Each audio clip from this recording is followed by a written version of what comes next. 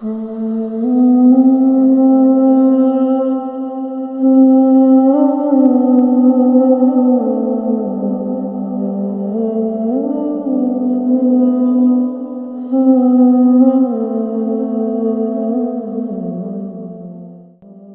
شخص کو حضور نے دیکھا، اس نے میلے کچیلے کپڑے پہنے، تو حضور نے ٹھنڈی آہ بھری، فرمایا کاش یہ دھو کے کپڑے پہنتا۔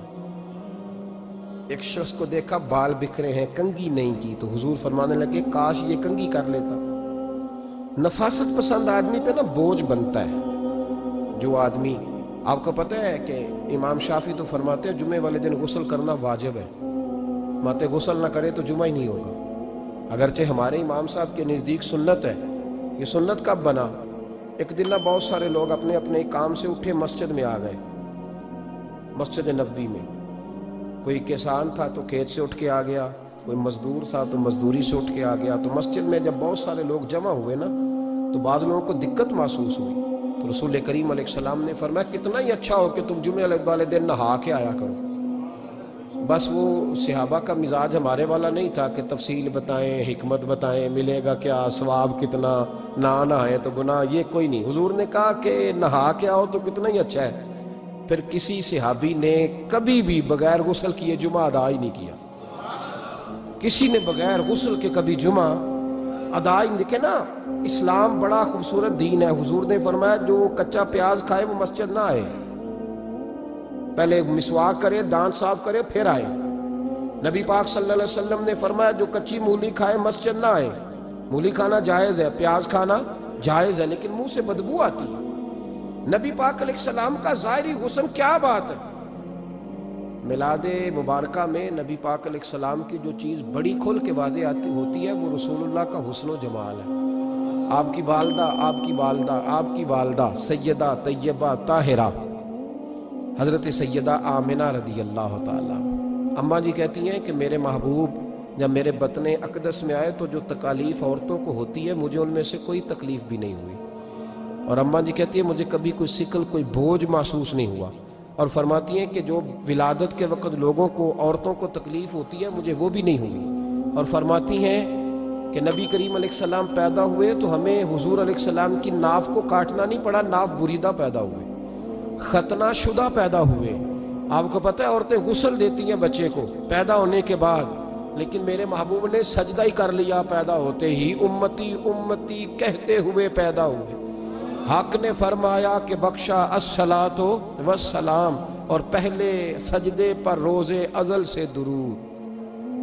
میرے امام فاضل بریلوی کا جو انداز تکلم ہے نا، اس کی بھی حد ہی کوئی نہیں، کوئی حد ہی نہیں۔ کہاں تک ان کی محبت جاتی، کہنے لگے پہلے سجدے پہ روز ازل سے درود، یادگاری یہ امت پہ لاکھوں سلام، یادگاری یہ امت پہ لاکھوں سلام۔ بتائیے بغیر وضو کے، بغیر غسل کے سجدہ ہو جاتا ہے؟ تو حضور نے سجدہ کر کے بتایا کہ اللہ نے مجھے پاک صاف پیدا کیا ہے۔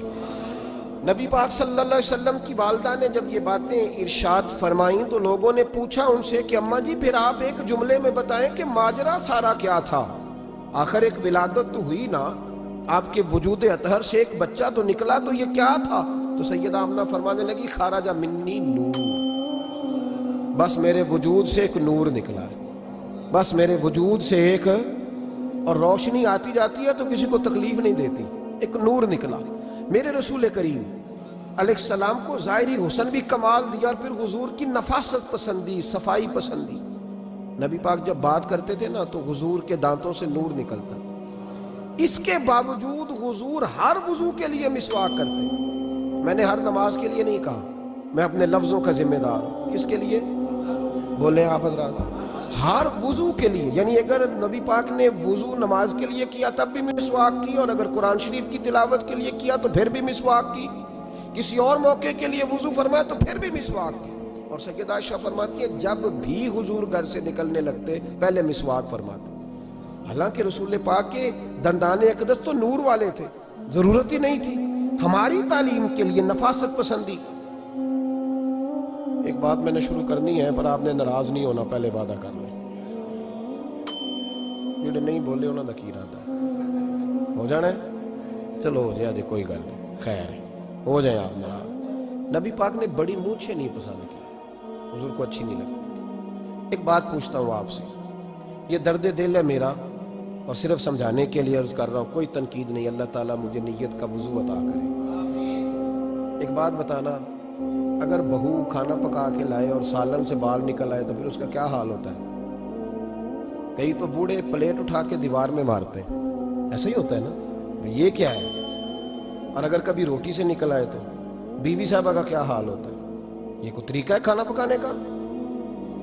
اور اللہ تعالیٰ معاف کرے، اگر کبھی ہوٹل میں چلے جائیں امیر لوگ 15,000 کا ڈنر کرنے، تو وہاں کسی سالن کی پلیٹ سے بال نکل آئے تو پھر تو پیسے کیا دینے ہیں، پھر تو ان کو اور جرمانہ ہو جاتا ہے۔ یہ تو سارے بال نکل آئے تو مشکل، اور ویسے بھی جو نفاست ہے نا طبیعت کی، اس پر بوجھ بنتا ہے، بال کھانے میں ہو آٹے میں ہو تو بوجھ بنتا ہے۔ تو بڑی مونچھوں والا دوست بھائی بزرگ جب پانی پیے گا تو بال پانی میں جائیں گے کہ نہیں جائیں گے؟ حکیم اور ڈاکٹر کہتے ہیں کہ کینسر کے مرض کا خطرہ ہے۔ اب باقی بھی راضی نہ ہوں، حضور نے بڑی مونچھیں بھی پسند نہیں کی اور چھوٹی داڑھی بھی پسند نہیں کی۔ حضور نے فرمایا داڑھیاں بڑھاؤ، مونچھوں کو پست کرو، مشرکین کی مخالفت کرو۔ اور ایک مقام پہ رسول پاک علیہ السلام نے یہاں تک فرمایا کہ جو مونچھیں پست نہیں کرتا وہ ہم میں سے ہے ہی نہیں۔ نے سخت لفظ، ایک صحابی تھے، آپ یقین کریں نا، کئی دفعہ دوستوں کو کہنا پڑتا ہے اور کئی دفعہ نا مجھے محسوس ہوتا ہے کہ یار ہم روز ہی کہتے ہیں، لیکن کہتے پتہ کیوں ہے کہ بوجھ بنتا ہے وہ بندہ جو اس طرح کی تباہ کے ساتھ آتا ہے، جو حضور نے پسند نہیں کیا۔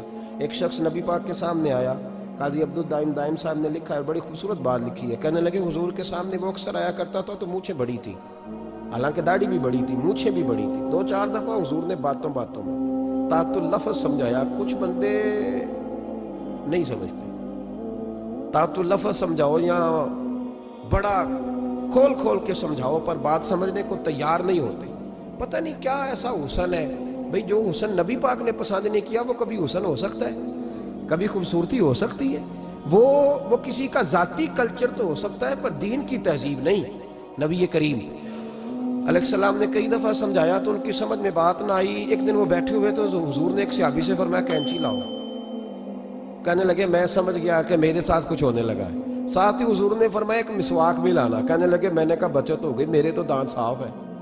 تو یہ شاید اس کی بات ہونے لگی ہے جس کے دانت بھی ٹھیک نہیں۔ دونوں چیزیں جب آ گئی نا تو حضور اٹھے اور نبی پاک نے مسواک ان کے ہونٹوں پہ رکھی، اسی سے آبی کی ہونٹوں کے اوپر مسواک رکھ کے تو اوپر سے حضور نے مونچھیں کاٹ لی۔ فرمایا یہ نہ ایسا کرو، یہ چیز مجھے پسند نہیں ہے۔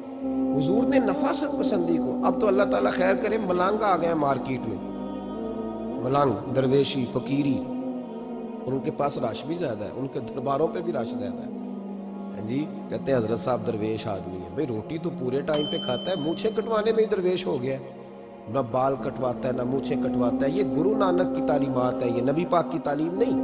وجود کا کوئی بال نہ کٹوانا یہ سکھوں کا طریقہ ہے، مسلمانوں کا یہ انداز، یہ کدھر کی فقیری ہے؟ دین کوئی غلاظتوں والا ہے معاذ اللہ، کہ بابا کپڑے نہیں بدلتا، بابا غسل نہیں کرتا، بابا بال نہیں کٹواتا، بابا ہے پاگل ہے؟ قطعی طور پر کوئی فقیری نہیں، فقیری صرف وہ ہے جو میرے نبی نے کیا۔